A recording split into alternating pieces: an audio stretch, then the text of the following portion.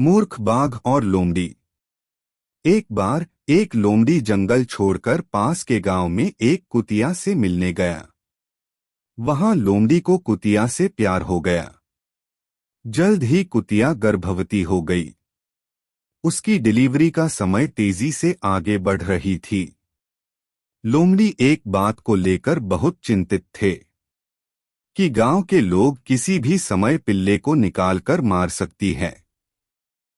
इसीलिए लोमड़ी ने कुतिया को लेकर जंगल वापस जाने का फैसला किया। कुतिया ने सोचा कि यह बहुत अच्छी सलाह है। फिर दोनों जंगल की ओर निकल पड़े।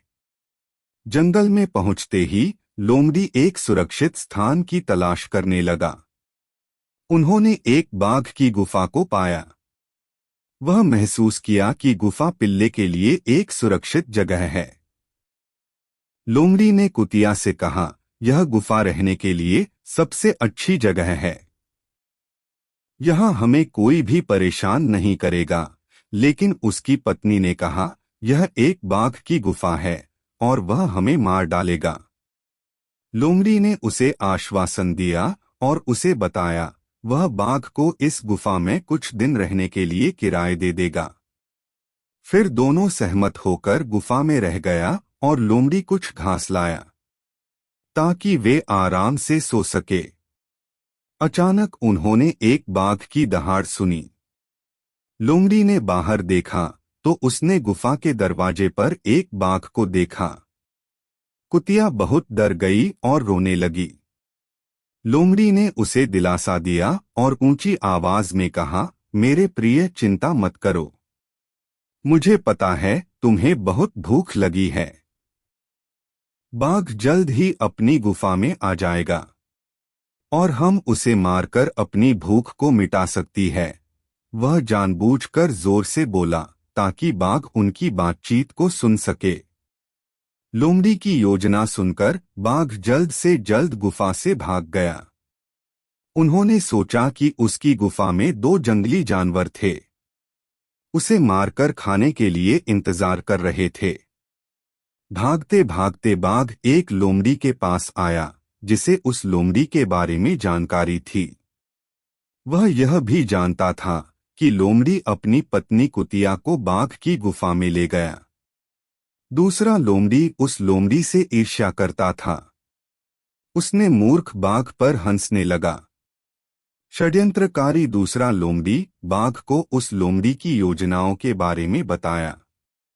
उन्होंने बाघ की आकर और ताकत के बारे में प्रशंसा की। फिर उसने बाघ को अपनी गुफा में जाने के लिए कहा।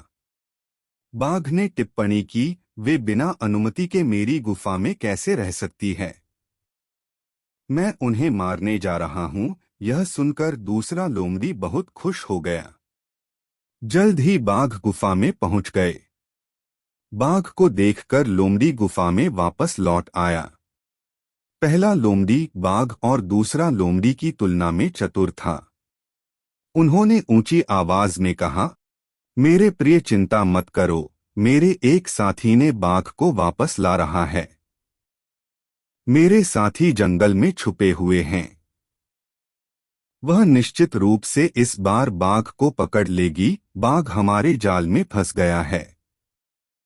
बातचीत सुनते ही बाघ, जो दूसरे लोमड़ी के अनुनय के कारण वापस आ गया था, वह मुड़ गया और वहां से भाग गया।